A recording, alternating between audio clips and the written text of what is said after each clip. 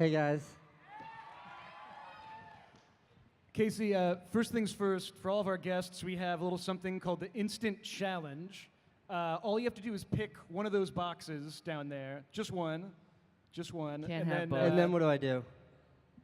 You got two options. I'd go with the top one if I was you. Yeah. Good choice. And then we'll see what's in there by the end of this. Wait, do I get to give this to somebody or something? No, you get to open that later, so you can cuddle with it for now. But You're good. Then what happens? There'll be some kind of exciting challenge in there. We'll see. It'll be a mystery. There's a challenge in the box? There's a surprise, yeah. Is the surprise for me or for them? Maybe both. Plot twist. Are you guys following along? I've got no idea. So Casey, you're on the Instant stage. Instant is a new outlet created by People on EW for the new famous. It covers digital artists that are doing innovative, incredible things. But you aren't really a new famous. You've been doing this for a really long time. What was it like to make videos back when you started? You know, my first viral video popped, let me think, 3 years before YouTube even launched. And for a video to go viral in 2003, there was no Twitter or Facebook. There was no reposting. You literally had to email the video around, not a link. You had to send the actual MOV file. So getting to witness and be a part of that transition from where it was then to where we are now has been really eye-opening and enlightening. It's much better now than it was then. It's a lot of Oreos. Yeah, do you guys know they have free Oreos back there? But no, let's keep this interview alive. We're losing them. Oh, God. Okay, well, should we introduce the Instant.me? I specifically yeah. said make sure this interview doesn't suck. If anyone I was has very clear about that. If anyone has any questions, specifically why does he have so many Oreos, don't forget to follow and tweet at instant.me, and we'll get to those questions if we have any time. There are so many Oreos there, I'm sort of losing track. We're still going with it? No big deal, guys. Just try to stay focused. Casey, what question are you asked the most? What question am I asked the most? Can I get a selfie? Is the question I get asked the most. The second most question is always about the gear. And I hate questions about the gear, but I totally understand why people ask them. I hate them because it's just not a fun conversation. What'd you have for breakfast this morning? Oreos. That's a fun conversation. What kind of camera do you have is a really, I feel like that's a Googleable question. Hey. Well, maybe this already answered that question. Besides the gear question, what question do you never want to get asked again? Can I be in the vlog? Oh, man. But I mean that in a nice way. You guys are definitely already in it. 'Cause I was filming when we came out. Have you ever rejected anyone if they asked that? Well, when people are outside my house, no, you can't be in the vlog. It's like a house. They can't film you outside my house. But for the most part, I film everybody. I just can't put everybody in, which is kind of a bummer. Yeah.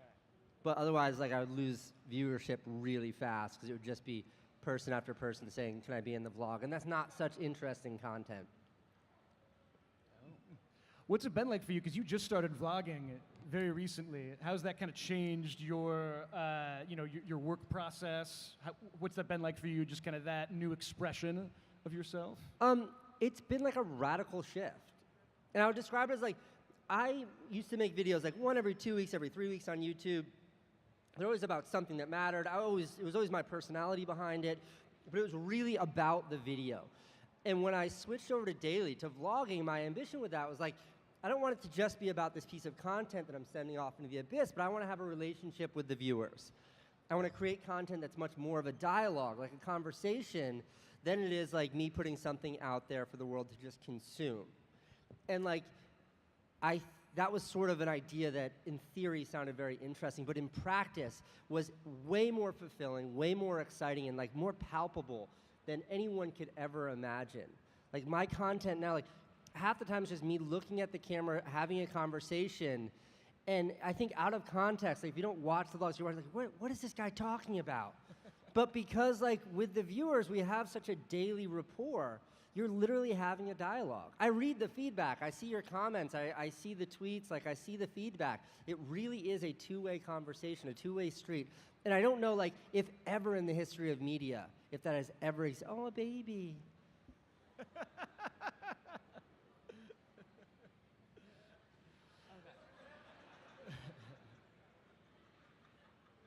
So how do you? Okay, so you're pretty much the innovator of vlogging. So when you see everyone, Say that louder. you are the innovator of vlogging. Stop it. Come on. You are the best. You guys just... You started this. Don't embarrass me. So, all right, I know the right questions to ask now. So far, you're winning the interview. I got this. So how do you feel though, seeing people like with like your pretty much exact same setup, or things that you see, like you see someone? I saw literally, I was walking here, and this guy had sunglasses on and put his camera down on the exact same tripod and started eating. And I was like, I thought it was you. I was like, I just walked off. How does that feel though, just seeing that? Him. I mean, I love it. I love it. And I think that, like, I think that vlogging was always understood to be sort of one thing, and that's holding like a crappy camera out at arm's length and yapping into it while you walk around. And I think that, like, everything has to start somewhere, and that's a very organic place for it to start. And I would be lying if I said I didn't look at that and say, like, okay, like, what is it about that that's amazing? And then how can that be built upon? So what I do is just like, you know, has the similar relationship with vloggers that preceded me, as I think the young people that are using similar hardware to what I'm doing right now. That doesn't mean that there aren't, like, there are times when it's frustrating, like when you see, like, what I do is not that complicated. It's like that camera that guy has right there on like this bendy tripod, talking to camera. You can reverse engineer the style. And I think that that's uninteresting. I think when people like really emulate the exact style, that's not interesting. Because I like to think it's not the style of the vlogs that makes the content good, it's the content, it's the substance, it's the conversation. And I think when people just try to emulate the style itself, they're missing the heart.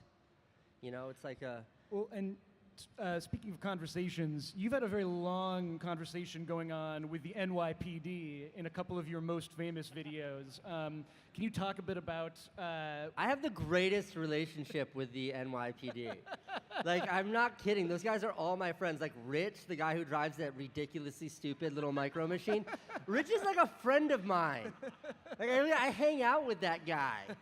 And, like, no, I think the thing about, like, police in general, especially in the world of YouTube, is that, like, it's most common, like, people catching cops doing something bad on their cell phone with a lot of screaming, and it gives, like, law enforcement a bad rap. And, like, that is not the experience I've had in life, and that's not the experience I would ever want to share. Like, I think that cops, especially the cops that I have the benefit of interacting with, they're like people just like us, and they're like, they love joking around, they love messing around. Like, I love being able to incorporate that into the videos. But so, like, talk about the snowboarding video for a second. So, like, the snowboarding video, first of all, like, I talked to a bunch of the guys in the NYPD, and they're all like, we love that video, man. We love that video. And when the guy pulled us over at the end of the video, like, what he said, and it's on camera, he's like, somebody called complaining about you guys. I just need to make it look like I'm telling you not to. And then he, like, shook his head, and he's like, all right, have fun out there. And we, like, took off and kept snowboarding. So no, like, that was a really fun day, and I think that any cop with half a brain, which they all have, they're all smart people, they look at it and they're like, a couple people having a fun time, it's innocuous, no one's being hurt, and they're not doing anything really that stupid here, so let's let them have fun. But I'd be intrigued to know, you know, with that video or with the bike lanes video, you know, how do you kind of come up with that? I mean, because that's clearly, in both cases, it's you sort of reacting to something in the environment. Well, the bike in a really lanes funny video, way. have you guys seen the bike lanes video? That was just like me being mad. And you know when you're like mad at your teacher or whatever, you're like, I wish I could tell the world how mad I am at Mrs. Plotnick. I was just like mad at that cop, so I made that video, and it did really well. And now, like, literally every once in a while I get a picture from him, and it's like him and Candace. He's like, hey, I found your wife. And it's like the cop and Candace, like, what is going on here, guys? But the snowboard video is literally something I've wanted to do for 10 years. And, like, I bought that ridiculous monster truck of a Jeep so I would be ready for when a blizzard hits New York City. and I had snowboards at the ready, I had everything ready to go. So much so that a year ago, when we were supposed to get this huge blizzard in New York City, like, we had everything ready. We were totally staffed up. Like, my friend Finn Harries, you know him? Finn was in town, and like, we all stayed in a hotel. The snowstorm was supposed to be so bad. We all stayed in one hotel, so like the next morning we could just get out there and shoot it. And we woke up and there was like this much snow on the ground, and we're like, maybe next year. And then this was the year. It finally happened. Yeah, it finally happened. What was it like snowboarding in New York? Don't ever try that, guys. Don't ever snowboard in New York City. But it was it was insanely fun. It was so outrageous. There was too much snow for cars and too much snow for cop cars and too much snow for like anything but snowboarding. It was amazing. Wow. So you have like, so your life is basically like full of memories. But has anyone, like, if you had to name like the most memorable fan you've ever met, just like walking on the street, vlogging, like, what can you like think of on the top of the head? I like meeting everybody. It's hard to say like which is the most memorable. Like, I just met a kid outside who took a selfie. He seemed really awesome. If you're here, dude, what's up? But no, like meeting everyone for me is always like a big honor. It always means a lot. It means a lot to me personally. I can tell you like the most surprised I've ever been when meeting fans was when I was at the Oscars. And I'm literally like at the Oscars, like wandering around like a dope with my vlogging camera, not sure how to behave or what to do or who do I make eye contact with or like, can I get some more of those tiny cheeseburgers? And like a guy with an Oscar in his hand comes over to me and he's like, hey, I hate to do this, but you think I could get a selfie for my kid? And I was like, you just won an Oscar. You can have whatever you want. So it's those moments that they always catch me off guard. We have a question coming in on Twitter. Remember, I was wondering why you were checking Twitter. I was like, dude, just wait till after our talk and then you can check Twitter. It's because you're being really rude right now. Some very important questions coming in, though. Here's one that I always wonder about. What kind of drones do you use, and how often do you ruin, parentheses, kill those drones? That's from at Haley Irwin, if she's out here. I've probably been through, I can tell you exactly. I've been through 9 drones so far this year. 6 of them are Phantom 4s, which is probably my favorite drone out there right now. And I took number 6 out of the box like 4 days ago. But the thing about drones and gear in general, and I just talked about this in one of the episodes, but like they give you like incredible opportunities to do like cinematography that's never been done before. But there's absolutely an inherent risk to the hardware to shoot that stuff. Like if all you want are like big shots of the sky where you see a city, very safe, very easy to do, you're never gonna break your drone. I'm not interested, that's boring. These guys would unsubscribe if all I had was stupid, boring aerial shots. So to integrate the content from a flying camera in a meaningful way that actually that improves the storytelling, that improves the totality of a vlog, you have to take chances with it. I mean, I break these things like once every 3 weeks, and it's because this is how I carry it. I do not own a lens cap. I don't. The minute I buy a new lens, the lens cap goes in the garbage because I would rather have a scratched lens than miss the shot. I'd rather break the camera than miss the shot. And I feel that way about everything I do because this is my life. So I know a lot of people thanks guys. I know a lot of people get frustrated when they see me just like destroy gear like it's going out of style. But there's real purpose behind it, and I refuse to make the hardware precious. All that matters to me is the conversation and the story. This is just sort of a catalyst to get me there. Who asked that question? Who asked? There was one question that I wanted to get to. I was going to give you an Oreo. Nobody raised their hand. Oh, she got it. Oh, shit. Oh, he took it from her, man. Dude, if you don't share that Oreo, cold. I'm going to come out there and stab you to death with my That's tripod. cold. Someone out there was also asking if you can sign their laptop, but maybe we'll save that for That's the best question we've got coming in. I feel like we're having like a really smart dialogue here. I got a question, Casey. Lay it on me. You know, nowadays there's so many creators who are starting to work for bigger companies, you know, whether in television or streaming, feature films. You're somebody, you know, before any of this was happening, you were working with HBO. What kind of advice do you have for kind of younger creators who are maybe looking in the long term to take their brand in that Don't kind waste of direction? your time with TV or movies. Like, don't. This is where it's at. And I mean that. Like, to really reduce it to something. How many creators out there? Yeah. Like, if you're a creator, what that means for all of us is that, like, we believe in our ideas and our perspectives so much that we're compelled to share it.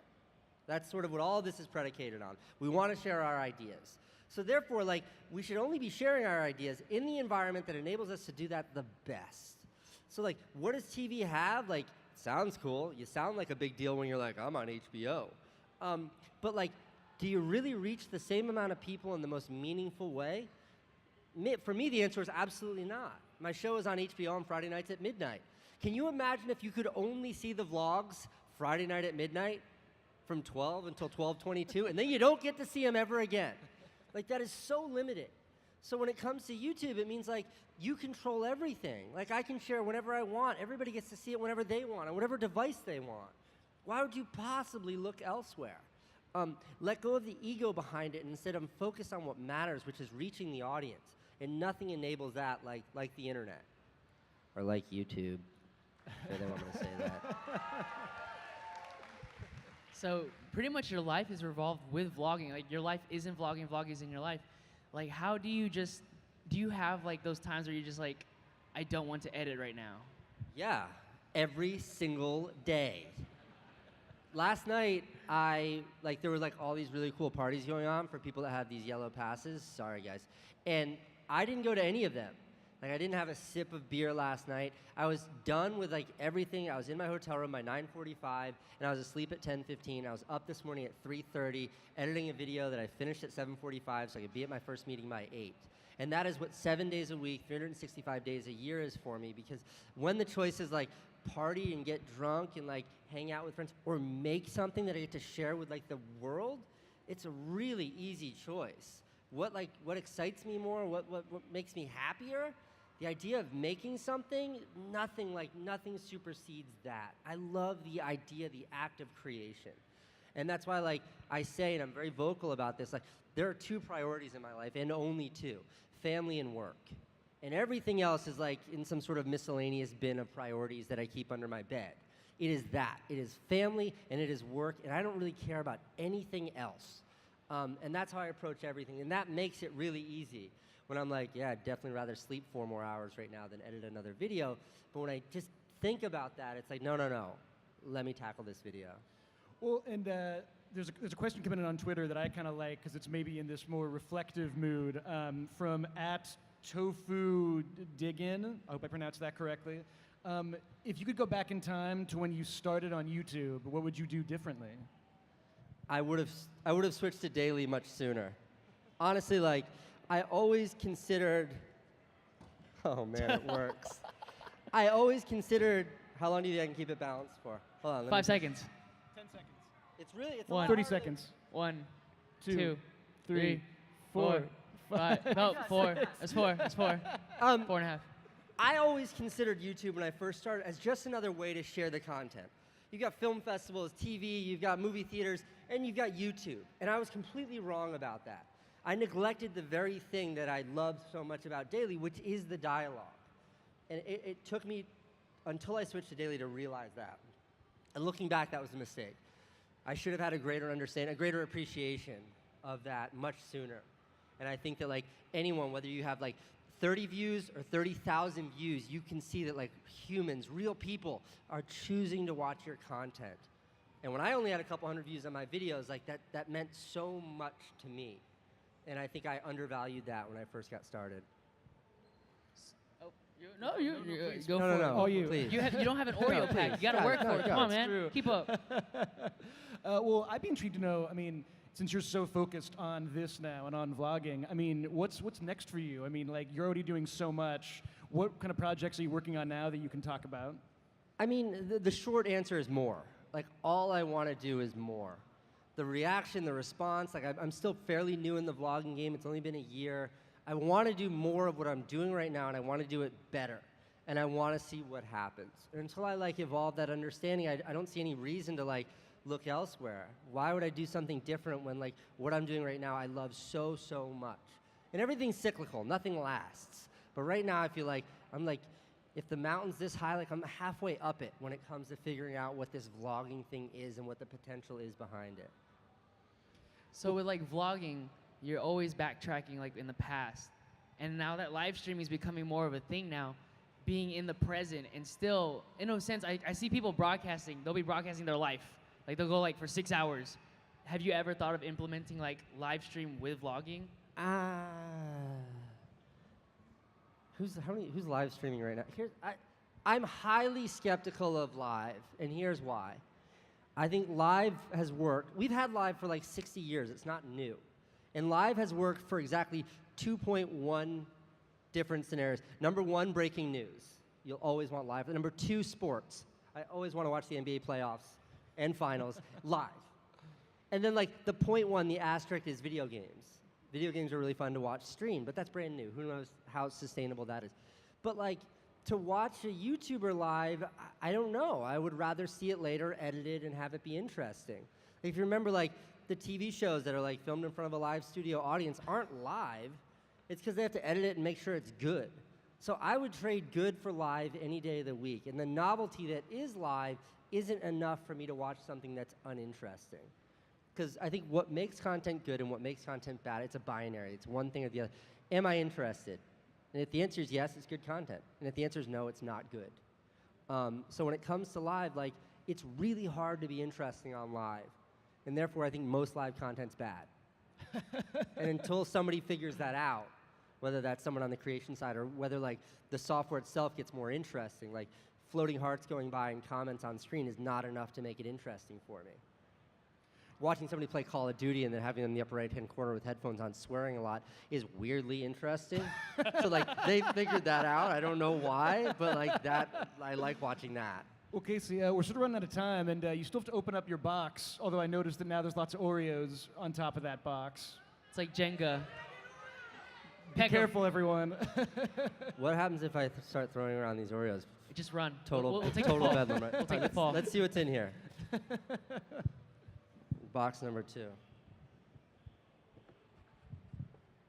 Oh my God. Everybody in here, under your seat is a brand new set of car keys. You all got a new Ferrari! Just kidding. People often come, this is a question. What does it say? I don't know, I can't read real good. People often comment on your vlog saying Candace looks angry and never smiles, but Candace is the best. Film the crowd showing Candace, that's kind of good. Okay, hold on. Wait, I'm all out of hands. Hold on, I can do this.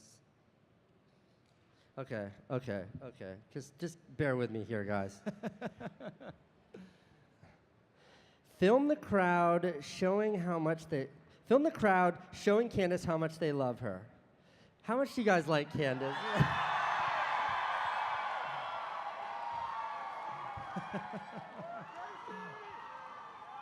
I guess throwing Oreos is probably a bad idea, right? There's like 16 vlog cameras just went up.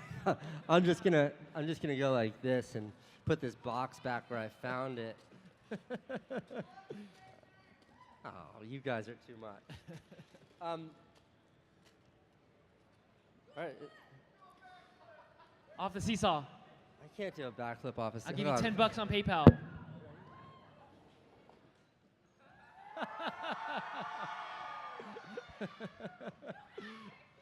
Fantastic.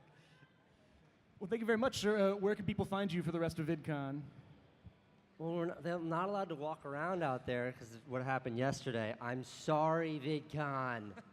But no, I'll be around. I'm doing some more. Okay, I don't know my schedule, but I'm around. I'm here till Sunday, and I hope to meet every one of you. But judging by the look on this guy's face, it's not going to happen right now. Fantastic. Well, thank you so much. Everybody give it up for Casey Neistat. Thanks, guys.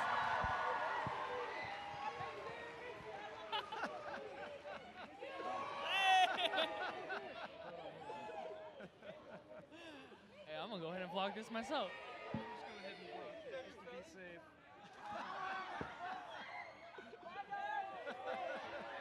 Thanks, guys.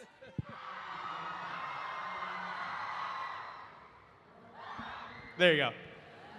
So exciting, right? That was sort of beautiful. The power of YouTube.